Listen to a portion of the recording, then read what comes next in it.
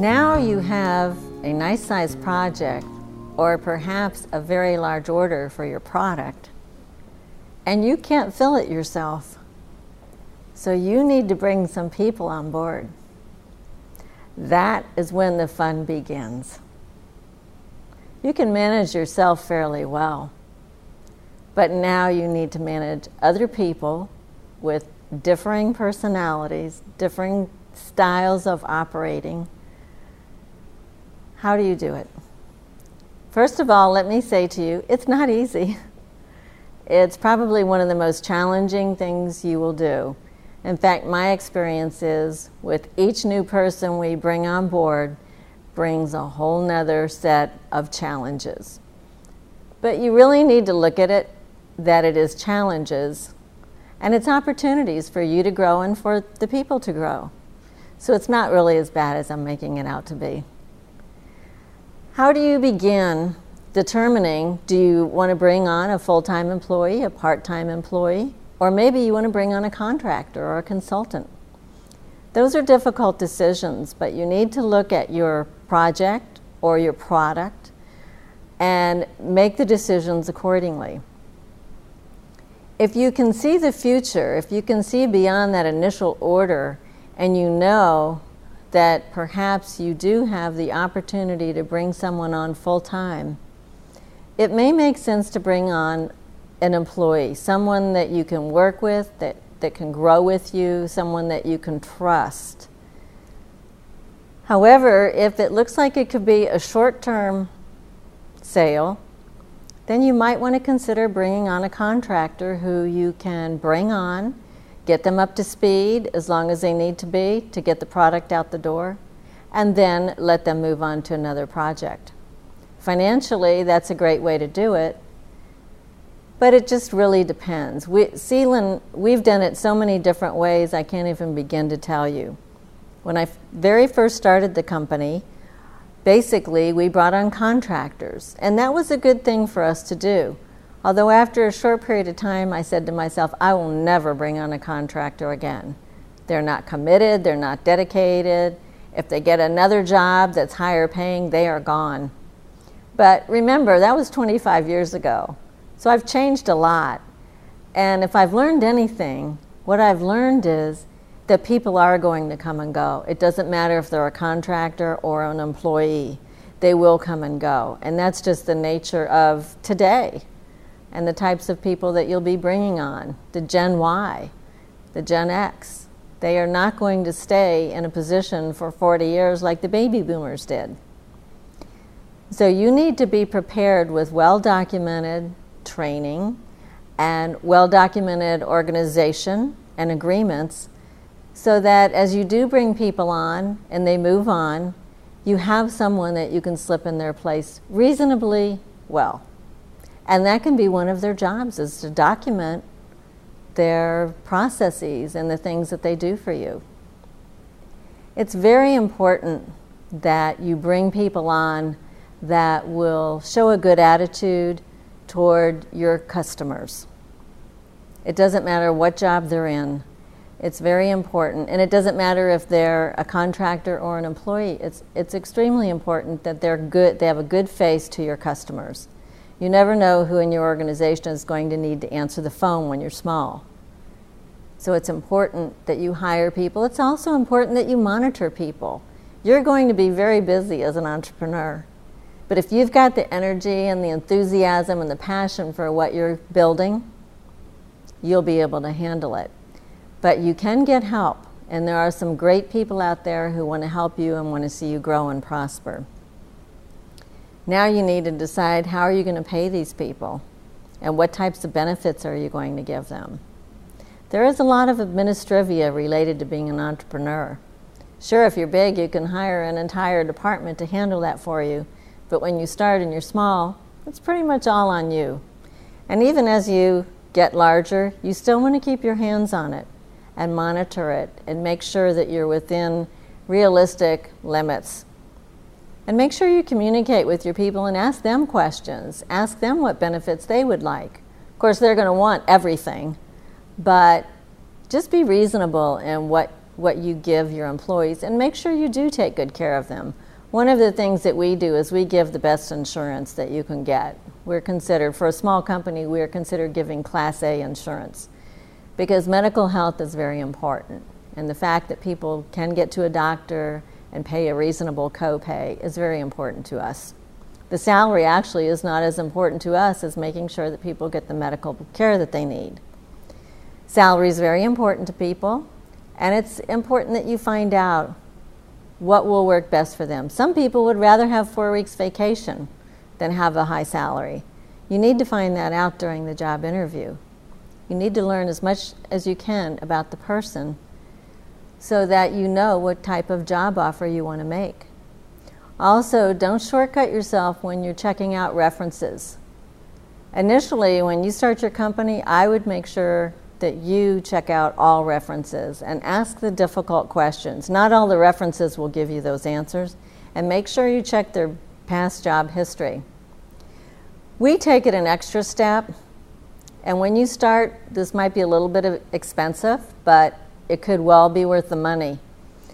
For a mere $250, you can do a legal check that will give you some policing information, some background on some people, and let you know the type of person you're hiring. And I'll give you an example. Before we did the police checks, we would talk to people, and on their job application it asked, have they ever been convicted of a felony or misdemeanor? And we had one young man that we really wanted to hire in as a 3D animator, and he had checked no in the box. When I interviewed with this young man, I said, I noticed that you checked no on the box.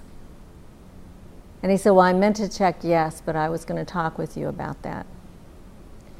As soon as he said that, I knew that even though we really wanted to hire him, we needed a 3D animator at the time, I knew that his values were not our values, because he had actually put on a written document that he did not have a misdemeanor, when in fact he did. So what could he have done differently? He could have checked the box and said he had a misdemeanor, and he could have put in parentheses, may I discuss this with you? But he chose not to do that, so unfortunately we were not able to hire him. We hope that we helped him.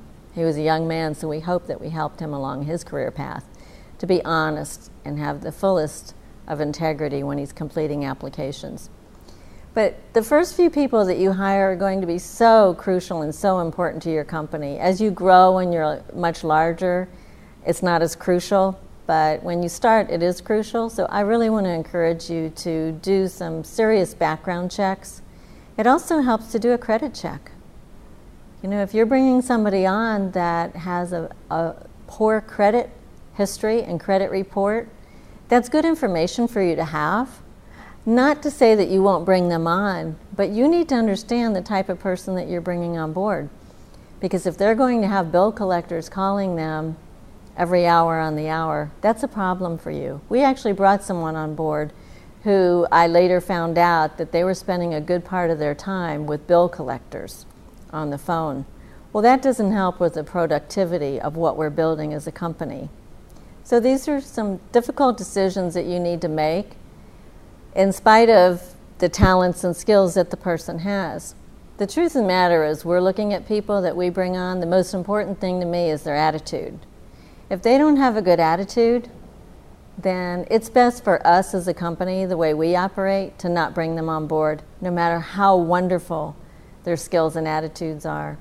Because if you get one bad apple in your bunch, you can bet that it's going to spoil everyone else. And it can ruin your company. It's like a cancer. It spreads so quickly. So when we interview people, one of the primary things that we try to discern is their attitude.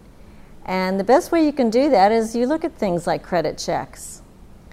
Another thing you can do is you can ask some attitudinal types questions to the references that they've listed. The other thing you can do is when you're interviewing the people is ask them situations. Have you ever been in a situation that you had to do something that you didn't want to do, and how did you handle it? It's funny, if you're very calm and relaxed with people, how they will tend to open up with you and tell you things that you really do want to know, because it will help you to make some very poor hiring decisions. We've made plenty of very poor hiring decisions, and we have paid dearly for it. I think one of the old sayings is, be slow to hire and quick to fire. And believe me, we have done just the opposite.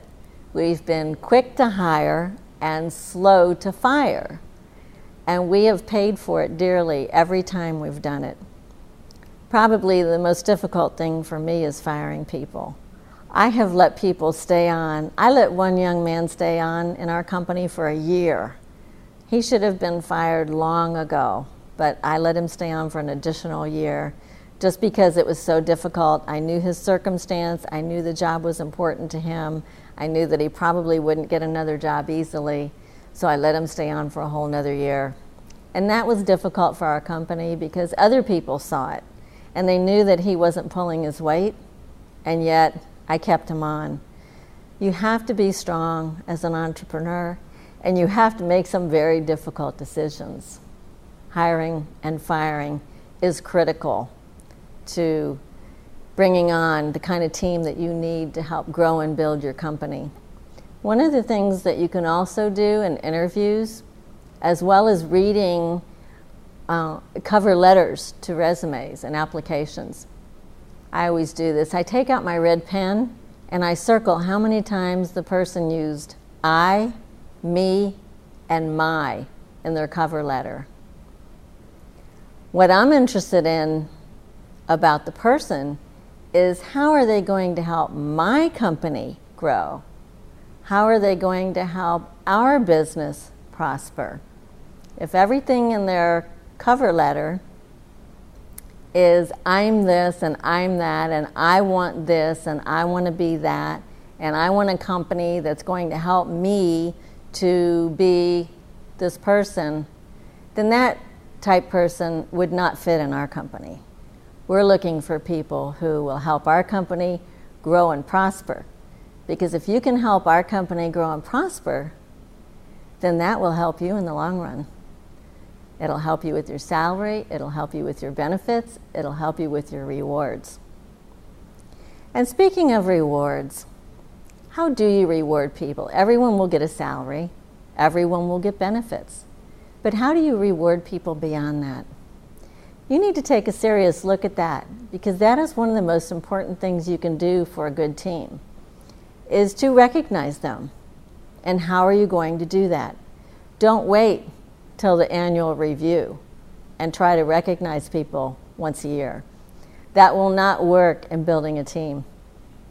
You need to come up with some very constructive ways to recognize people, reward people, and award people for what they do for you, especially when it's good, and when it's helpful, and when it's good for the company. When someone has an idea, make sure you give the credit where the credit's due. And one of the best ways you can recognize and applaud people is in front of their peers. Make sure you do that. It's an easy, inexpensive, and wonderful way to build a strong team. A team that will feel that you really are a good entrepreneur. And that's what you want. You want a team that respects you as an entrepreneur and as someone that can help grow and build you as an individual and as a professional.